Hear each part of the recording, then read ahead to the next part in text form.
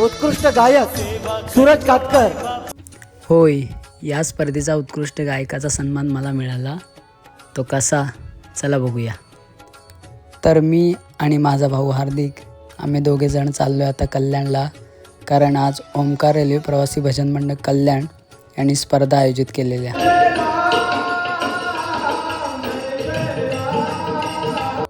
स्पर्धेच्या ठिकाणी पोहोचताच समोर ज्याचं सादरीकरण चालू आहे तो आमचा सचिनदादा टाकळे, ज्याला या स्पर्धेत उत्कृष्ट रिदम वादक म्हणून पारितोषिक मिळालं।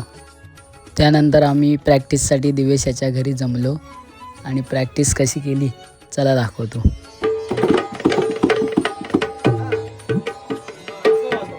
ही आमच्या मंडळातील गुरु शिष्याची जोडी आणि संजय दादा त्या दोघांना ट्रेन करतायत। असं वाजव।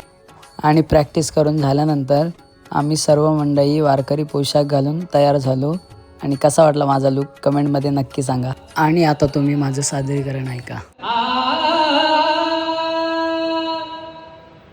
जय जय राम राम कृष्ण हरी, जय जय राम राम कृष्ण हरी, जय जय राम राम कृष्ण हरी, जय जय राम राम कृष्ण हरी।